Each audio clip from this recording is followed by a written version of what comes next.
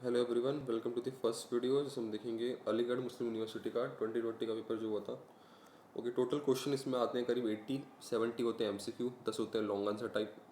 MCQ की value होती है एक क्वेश्चन की 2 मार्क्स और लॉन्ग आंसर टाइप की होती है करीब 6 मार्क्स। सो 70 × 2 हो गए 140 मार्क्स और 6 मार्क्स का एक क्वेश्चन होता है, 10 क्वेश्चन होते हैं तो 60 मार्क्स। टोटल हो गए 140 + 60, 200 मार्क्स का पेपर होता है। और 0.5 मार्क्स की यानी 25% मार्क्स की एमसीक्यू में कटते हैं अगर आपका रॉन्ग आंसर होता है तो। सो स्टार्ट करते हैं इस पेपर से। अगर environment lapse rate moist adiabatic lapse rate से कम हो तो एटमॉस्फेयर में क्या होता है? आंसर होगा एब्सोल्यूट स्टेबिलिटी होती है। हाँ, एक चीज़ याद रखना, जब ड्राई एडियाबेटिक लैप्स रेट से अगर कम होगा हमारा नॉर्मल रैप्स रेट तो फिर होगी स्टेबिलिटी, और उससे ड्राई से अगर ज़्यादा होगा तो होगी instability.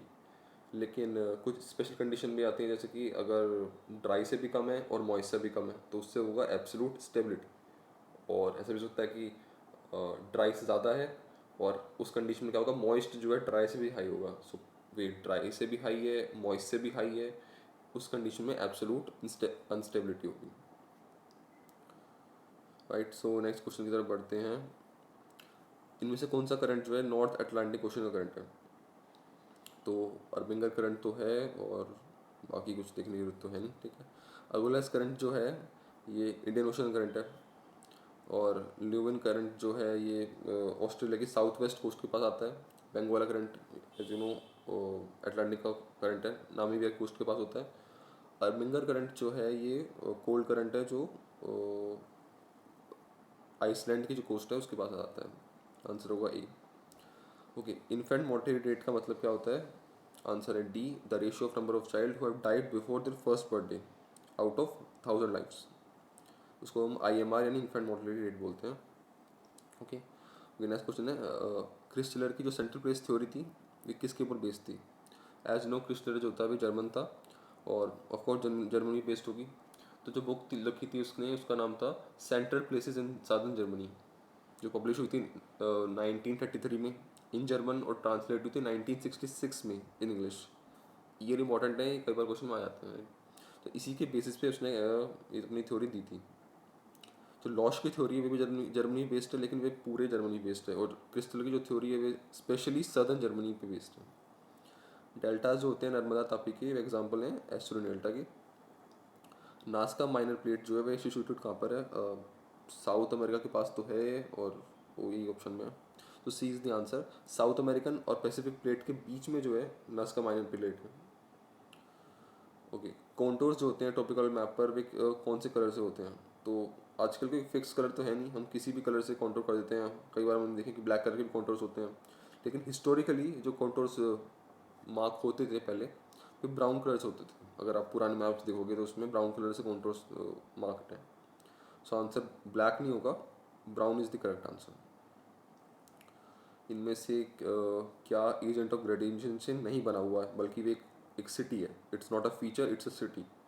So tombolo, we know it's a coastal landform. Seif is a aeolian landform. रोचे मॉर्टेनिस ये ग्लेशियल एरिया में बनता है। तिम्बुक्तू जो है ये नहीं है। तिम्बुक्तू एक हिस्टोरिकल सिटी है जो कि बहुत फेमस थी, बहुत अमीर सिटी थी इन माली। अब इतनी अमीर नहीं है। सो इस ये कई बार यूज होता है as a word like a for a far away place. कोई बहुत दूर की जगह है तो इसे बहुत दूर है तिम्बुक्तू में। The lines joining places with equal winter temperatures जिसको हम बोलते हैं आइसोचिमेनलाइज। जैसे नॉर्मली इसको बोलते हैं हम आइसोचेम्स, ISOCHEIM, पर कई बार कुछ अलग अलग स्पेलिंग हो जाती हैं। सो अल मसूदी ने तो नहीं करा होगा, ना ही पॉसिडोनियस ही कर सकता है। तो आंसर है तो पेस्चल होगा या फिर हमबोल्ट होगा। थोड़ा मुश्किल सा क्वेश्चन है, काफ़ी अजीब सा है। मैंने मतलब देखा अच्छे से नेट पे सर्च करा तो मुझे मिला Alexander von Humboldt. He was the first one जिसने इसको पहली बार यूज़ करा था वर्ड को। इनमें से कौन सा एक मेजर ऑफ डिस्पर्जन नहीं है? So mean deviation, standard deviation, coefficient of variation, सारे के सारे डिस्पर्जन दिखाते हैं। और क्वेश्चन मतलब क्वेश्चन में आंसर है correlation, coefficient of correlation correlation के लिए, it is not for dispersion. So answer होगा D, coefficient of correlation is not a measure of dispersion.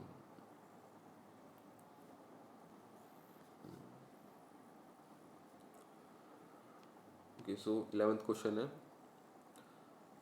इनमें से कौन सी जेनिथल मैप प्रोजेक्शन में सोर्स ऑफ लाइट जो होती है वे एग्जैक्टली अपोजिट होती है? सो नोमोनिक में वे सेंट्रल में होती है, स्टीरियोग्राफिक में होती है वे अपोजिट में, और ऑर्थोग्राफी में होती है इन्फिनिटी में। ऑर्थोग्राफिक इज इन्फिनिटी, ये सेंट्रल, और स्टीरियोग्राफी में अपोजिट में होती है। सो आंसर होगा बी, स्टीरियोग्राफिक।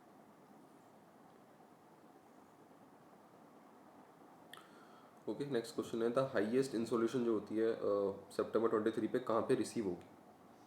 सो इस टाइम जो है अर्थ पर इक्विनॉक्स होता है, इक्विनॉक्स में सितंबर 23 में और मार्च 21 में करीब, राइट? तो इन दोनों कंडीशन में इक्वेटर पे सबसे ज़्यादा इंसोलेशन पड़ती है। Which of the following earthquake is most destructive?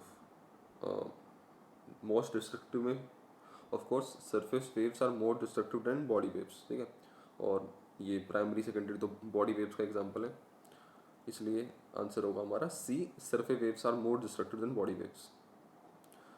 Which of the following is not an example of metamorphic rock? Schist is a metamorphic, slate भी मेटामॉर्फिक है, सर्पेंटाइन भी है। शेल जो है, एज यू नो, शेल से oil निकलता है, तो शेल ऑयल नहीं हो सकता, इट्स अ जो बीच का रॉक होता है, सेडिमेंट्री रॉक। ओके, नेक्स्ट है, इनमें से कौन सी प्राइमरी इकोनॉमिक एक्टिविटी नहीं है? Fishing, agriculture and mining are all primary, construction is not a primary activity, it's a secondary activity. Okay, दोबारा वैसे क्वेश्चन है, इनमें से एक्टिविटीज को हमें टाइप ऑफ वर्कर क्या करना है? सो प्राइमरी वर्कर्स को हम बोलते हैं red collar workers, okay, secondary को बोलते हैं हम ब्लू कॉलर वर्कर्स, और यहाँ पे दे रखा है एक वाइट कॉलर एक पिंक कॉलर।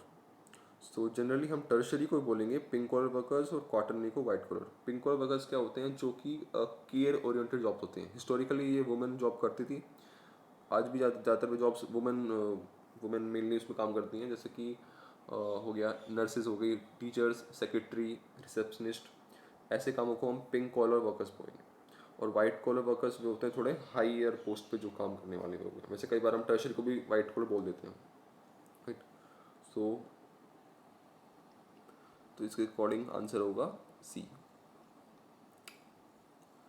ओके, नेक्स्ट है, वॉल्टर क्लिस्टर के अकॉर्डिंगली थ्रेशोल्ड का मतलब क्या होता है? ठीक है, तो दो चीज़ दे रखी हैं इसकी थोड़ी में, एक थ्रेशोल्ड है, एक रेंज है। तो थ्रेशोल्ड का मतलब होता है the minimum and range is the maximum, ठीक है। So the minimum number of people needed to sell a good और सर्विस फॉर प्रॉफिटेबल बिजनेस। तो थ्रेशोल्ड वे लिमिट होती है कि इतना बिजनेस तो करना ही पड़ेगा अगर आपको बिजनेस को सस्टेन करना है तो। और रेंज क्या होती है? रेंज होती है the maximum distance the consumer is willing to purchase a good. जो मैक्सिमम दूरी तक बंदा जा सकता है उसको हम रेंज बोलेंगे, उसको बोलेंगे threshold, right? So minimum number of people is for a good और service and the maximum distance is how much a person is willing to go the distance. तो कई बार कंफ्यूजन भी इससे उल्टा उल्टा दे देते हैं, राइट? इसका आंसर होगा बी। नेक्स्ट है, इनमें से कौन सा फॉर्मेशन ऑफ यार्डंग्स के लिए डज नॉट फेवर?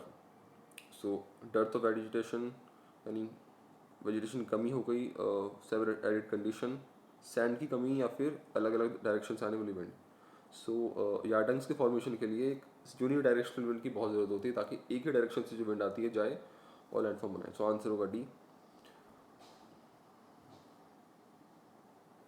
क्योंकि ड्राई कंडीशन में तो यार्डंग्स होते ही हैं, और जब वेजिटेशन नहीं होती तब भी होती हैं। सैंड की कमी के अंदर भी यार्डंग्स काफ़ी अच्छे से होते हैं, क्योंकि ज़्यादातर भी रॉकी एरियाज में पाए जाते हैं। तो डी आंसर होगा। अब पैलियोटेथिस सी का भी किसको सेपरेट करता था? सो एज नो, पैलियोटेथिस सी जो है वो लॉरेशिया और गोंडवाना के बीच में था। आंसर होगा D. Okay, which one of the following contributes most to heat budget of the earth surface? So volcanic eruption, solar radiation, internal heat, या फिर रेडियो एक्टिव हीट? इसका आंसर होगा बी, सोलर रेडिएशन। ज़्यादा जो मैंने पढ़ा है, ज़्यादातर जो हीट बजट है उसमें हम सोलर रेडिएशन ही पढ़ते हैं, क्योंकि इंटरनल हीट, वोल्केनिक, ये बहुत ही नेग्लिजिबल इफेक्ट करते हैं। आंसर होगा बी, सोलर रेडिएशन। दोबारा इनको मैच करना है हमें। ओके, द्रिगंतर जो हैं वे एओलियन लैंडफॉर्म विंड से बनते हैं। डोलाइंस जो होते हैं वे कास्ट लैंडफॉर्म से। स्टैक जो है वे कोस्टल हैं, और कार्न, जैसे कार नहीं होगा, टान होगा, टान लेक्स जो होती हैं वे ग्लेशियर लैंडफॉर्म से। आंसर होगा इसका डी।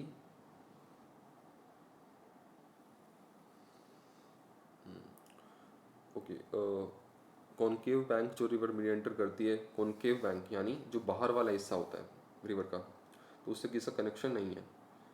ओके, तो अंडर कटिंग वहाँ पे होती है, उसको स्टीप कार्प बनता है, बिल्कुल स्टीप कार्प बनता है, जिसको स्टीप कार्प भी बनता है। और कट ऑफ बैंक, उसको कट ऑफ बैंक भी बोलते हैं। एक कट ऑफ बैंक है, एक स्लिप ऑफ बैंक है। तो स्लिप ऑफ बैंक होता है अंदर वाला साइड जो कि कॉन्वेक्स बैंक होता है, तो slip of bank is the answer.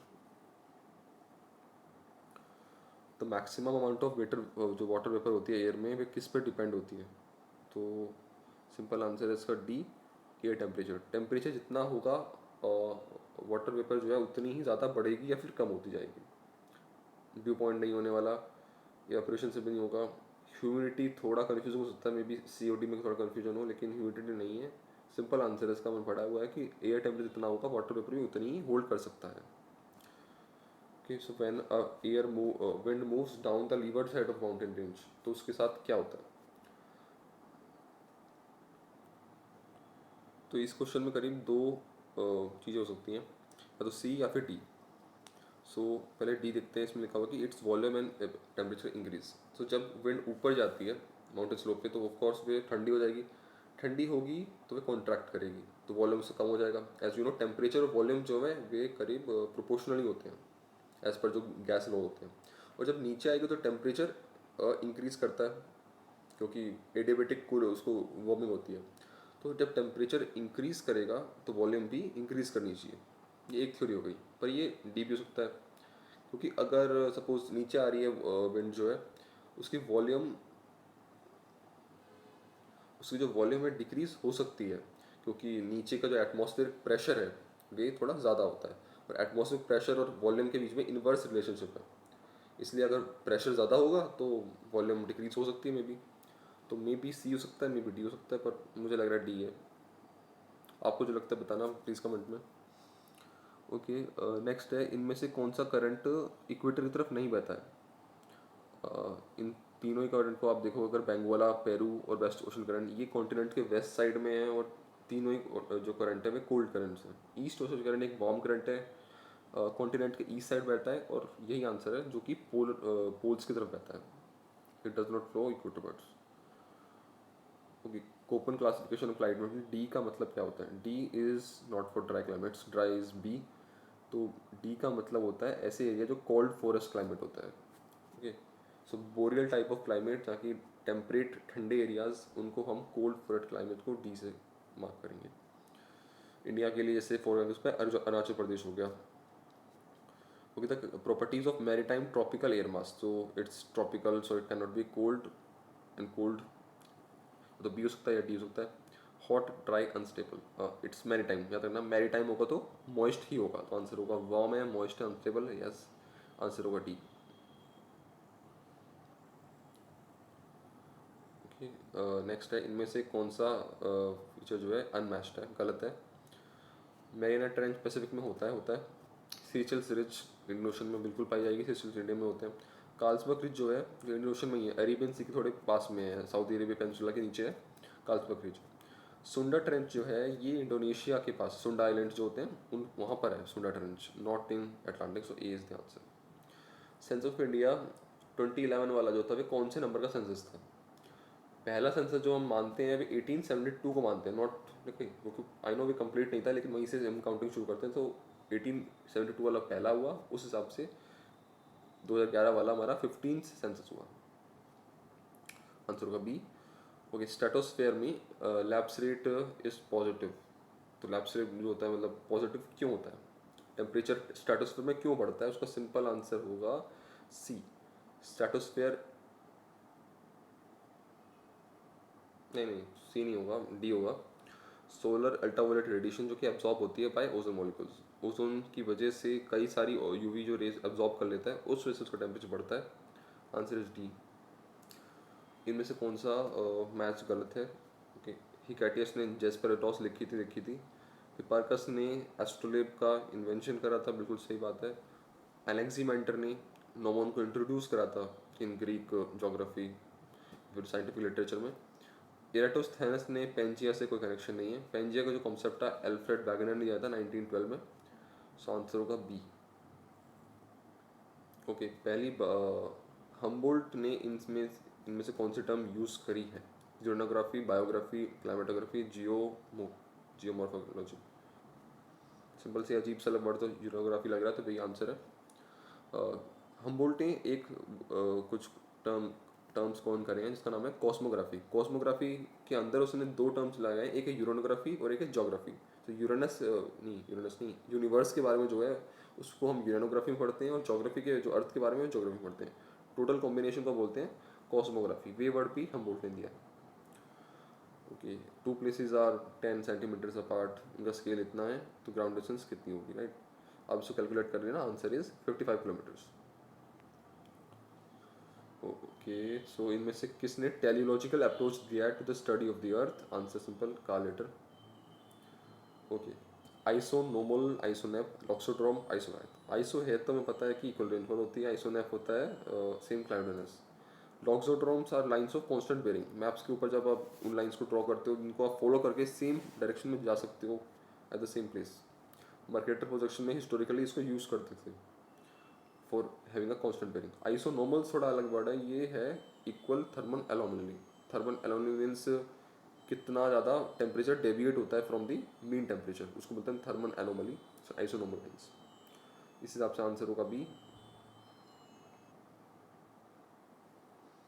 Okay, next है, इनमें से कौन सा एक non renewable source of energy है? Solar, hydro and geothermal all renewable. Nuclear energy is not renewable. ऐसा क्यों? क्योंकि न्यूक्लियर फ्यूल जो हम पे वे एक लिमिटेड अमाउंट में एटम्स, रेडियो एक्टिव एलिमेंट्स जो है वे एक टाइम बाद खत्म हो जाएंगे। इसका आंसर होगा C, nuclear energy. Which one of the following group energy energy waves is not used in remote sensing में यूज़ नहीं करते? विजिबल, माइक्रोवेव, इंफ्रारेड भी यूज सबको यूज़ करते हैं, एक्सरे को यूज़ नहीं करते। तो विजिबल स्पेक्ट्रम्स तो राइट साइड में हम सबको यूज़ कर लेते हैं, पर एक्सरे क्योंकि लेफ्ट साइड में होगा इसको यूज़ नहीं करते। ओके, नेक्स्ट है एरियल फोटोग्राफी, जो कि इंटेंशनल डेविएशन के साथ ली जाती है, 15 से 30 डिग्री को उसमें घुमा के ली जाती है, उसको क्या बोलते हैं? उसको बोलते हैं हम low oblique photograph. High oblique photograph तब होगी जब 30 डिग्री से हाई एंगल होगा। तो 30 से हाई है तो हाई ऑब्लिक, 30 से कम है 15 से 30 होना चाहिए तो लो ऑब्लिक होगी। और अगर थोड़ा बहुत टिल्ट है तो उसको हम वे अपने आप आ जाता है।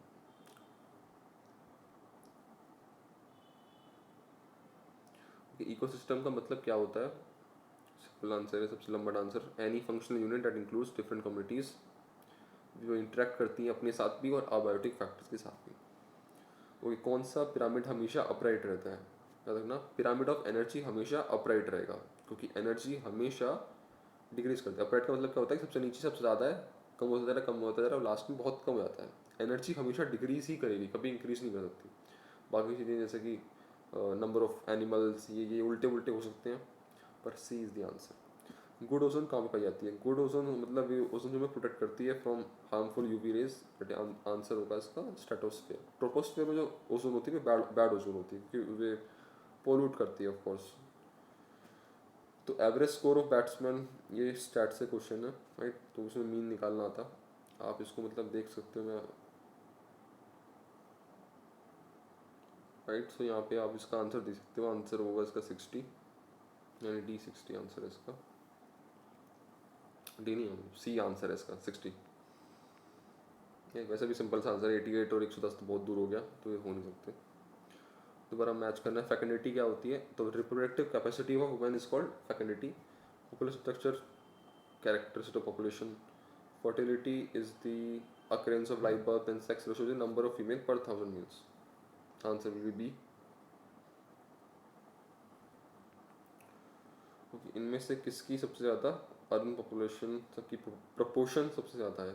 गोवा का 60% से हाई अर्बन पॉपुलेशन रहती है, तो that is the answer. State में Goa is number 1, number 2 is Mizoram, number 3 is Tamil Nadu. उसके बाद केरला और महाराष्ट्र का नंबर आता है।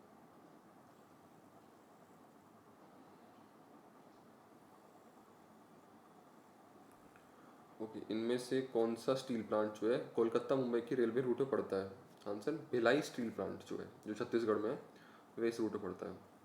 एंथ्रोपोजोग्राफी जो बुक है वे रेडजल की बुक है, कई बार क्वेश्चन आता है। ओके, एटमॉस्फेयर के अंदर अगर आप 200 किलोमीटर तक नापें तो उसमें सबसे ठंडा स्पॉट कौन सा होगा?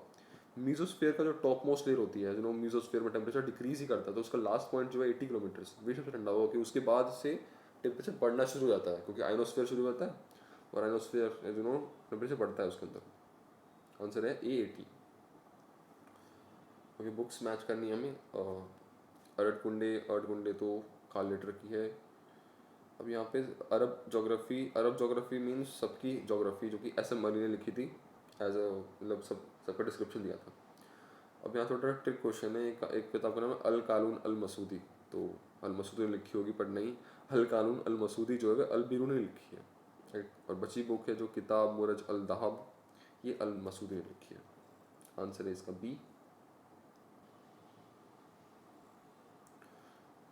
ओके, नेक्स्ट क्वेश्चन है, मराठी और उड़िया भाषा जो है वे कौन सी फैमिली से आती हैं?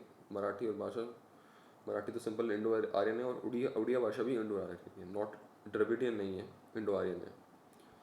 ओके, कोल और पेट्रोलियम कौन से टाइप ऑफ रॉक में पाए जाते हैं? Sedimentary rock, of course sedimentary में पाए जाएंगे। इनमें से कौन सा not correct about central tendency के मेजर के बारे में करेक्ट नहीं है? The sum of deviation of individual values from mathematic mean is always zero. सही बात है, अगर आप सारे डेविएशंस को ऐड करोगे तो कैंसिल आउट हो जाएंगे और लास्ट में आंसर जीरो बचेगा। Mode is not influenced by extreme values. Yes, इतना नहीं होता। मीडियन और मोड जो है एक्सट्रीम वैल्यू से इन्फ्लुएंस नहीं होती। कौन इन्फ्लुएंस होता है? मीन इन्फ्लुएंस होता है। No influence of extreme values on mean, ये गलत है ऑफ कोर्स, क्योंकि एक्सट्रीम का बहुत इफेक्ट पड़ता है मीन पर। डाटा को अरेंज करेंगे ascending and descending is for median, बिल्कुल ऐसे ही करते हैं, तो आंसर होगा C। एब्सोल्यूट ह्यूमिडिटी का मतलब क्या होता है? Okay, weight of water vapour per unit weight of air, no ये नहीं है, इसको स्पेसिफिक ह्यूमिडिटी बोलते हैं। अगर आप पर वेट ऑफ एयर को देखेंगे तो स्पेसिफिक ह्यूमिडिटी है। Weight of water vapour in unit of volume, जब वॉल्यूम के अंदर देखते हैं तब होता है वे absolute humidity, right. Proportion of mass of water vapour to the total mass of air, proportion of water vapour to mass of air, ये होता है आई थिंक इसको बोलते हैं मिक्सिंग रेशियो, राइट। और रेशियो जो कि लास्ट वाला है, ये तो वही है लास्ट वाला जो रिलेटिव ह्यूमिडिटी बच गया, तो आंसर होगा इसका B।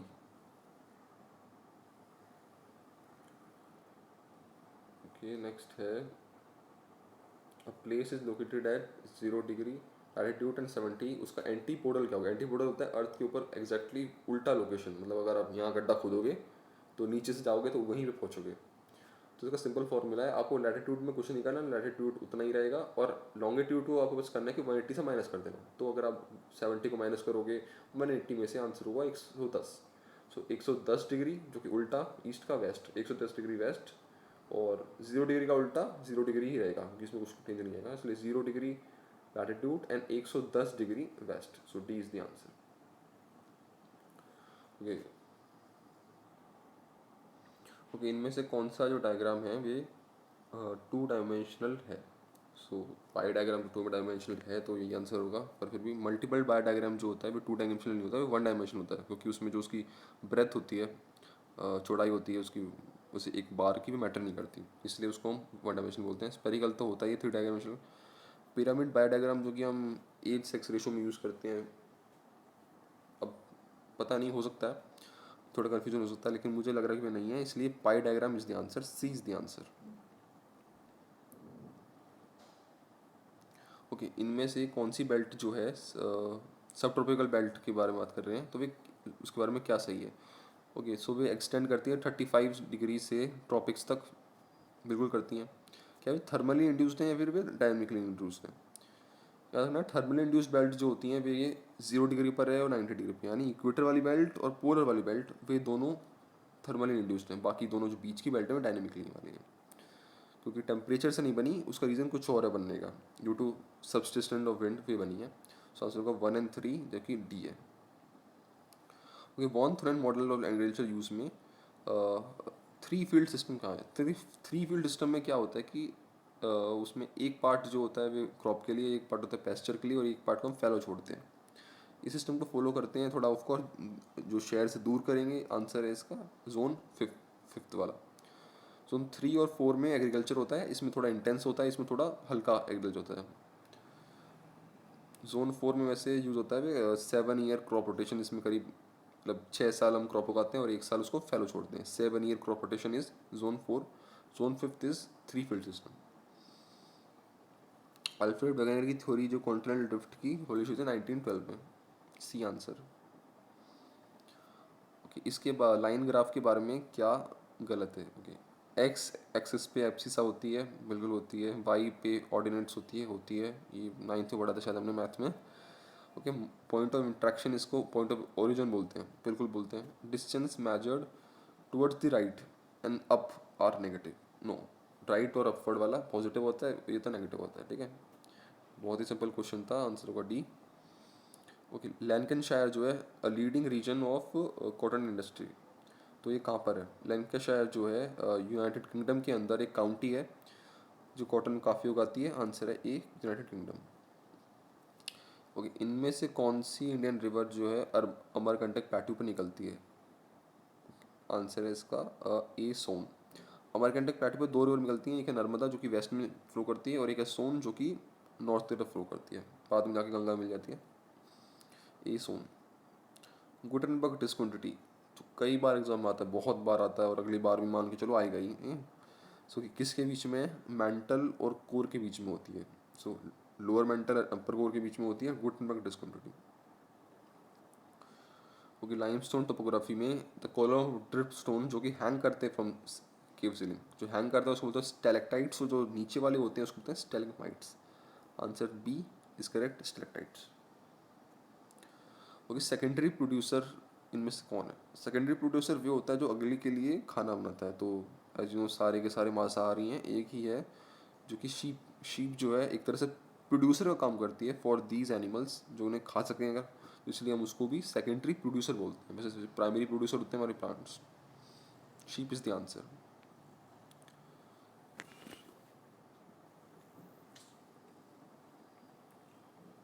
ओके, नेक्स्ट क्वेश्चन है 64th। Trade wind southern hemisphere में किस डायरेक्शन में बहती हैं? नॉर्थ में बहती हैं, नॉर्थ ईस्ट से, है ना, नॉर्थ ईस्ट से बहती हैं, नॉर्थ ईस्ट से साउथ वेस्ट की तरफ, और उसमें बिल्कुल उल्टा बहेंगी, साउथ ईस्ट से लेके नॉर्थ वेस्ट की तरफ। सी इज करेक्ट। ओके, इनमें से कौन सा एरिया ऑस्ट्रिक लिंग्विस्टिक फैमिली से आता है? ऑस्ट्रिक लिंग्विस्टिक फैमिली होते हैं ट्राइबल्स वाला एरिया, और ट्राइबल्स में वे एरिया जो कि सेंट्रल इंडिया में है, ना कि नॉर्थ ईस्ट में। नॉर्थ ईस्ट का जो एरिया जैसे कि नागालैंड, मणिपुर, मिजोरम वाला, ये जो एरिया है ये डोमिनेटेड होता है सीनो तिब्बतन लैंग्वेजेस से। आई थिंक वेस्ट बंगाल, झारखंड और छत्तीसगढ़, उड़ीसा, इस एरिया में हम बोलते हैं Austric language family. This is correct. Okay, most intense subsistence farming कहाँ होती है? इंटेंसिव यानी एक ही एरिया में बहुत ज़्यादा उगा रहे हो क्योंकि बहुत ज़्यादा पॉपुलेशन है। सारे एरियाज जो हैं ऑस्ट्रेलिया, अर्जेंटीना और कैलिफोर्निया, बहुत ज़्यादा खुले खुले area. Monsoon Asia is the correct answer. Red Indians और या फिर अमेरिकन इंडियंस की रेस क्या होती है? सो ज़्यादा ना, रेड इंडियंस अमेरिकन इंडियंस हो गए, या फिर इनुइट्स या एस्किमोज हो गए, जो इनुइट्स बोलते हैं इनको। इन दोनों की जो रेस है वे है मंगोलियन रेस। तो ये लोग कौन है? ये एक्चुअली में एशियन लोग हैं जो बाद में मतलब क्रॉस करके पैसिफिक ओशन को, जो बेरिंग स्ट्रेट क्रॉस करके अमेरिका चले गए थे, वे लोग हैं। सो इनुइट्स का लिए भी वही आंसर होगा, और रेड इंडियंस के लिए भी आंसर होगा मंगोलियन रेस। ओके, रोहतांग पास होता है हिमाचल में, भाबर होता है at the foot hills of Shivalik से, सियाचिन ग्लेशियर काराकोरम में बनता है, और बुंदेलखंड प्लेट्यू गंगा प्लेन और विंध्याचल स्कार्पलैंड के बीच में है। Answer is a. Okay, Vidal de la Braque was the follower of possibilism. B is the answer. Match करना है दोबारा, एक कुछ कंट्रीज हैं कॉन्टिनेंट से। Bruny is located on the Borneo island जो कि है एशिया में। लेसोथो साउथ अफ्रीका के अंदर है, ऐसी कंट्री जो साउथ अफ्रीका के अंदर ही है, पूरी तरह से कवर कर रखा है साउथ अफ्रीका ने उसे। Malta is an island country in Europe, and Guyana is located on South America. Correct answer is B. Okay, so 70 question हो गए। ये बाद में डिस्क्रिप्टिव का टाइप क्वेश्चन है, आप इसको खुद सॉल्व कर सकते हो, देख सकते हो कि इसी बेसिस पे नेक्स्ट ये भी क्वेश्चन आने वाले हैं।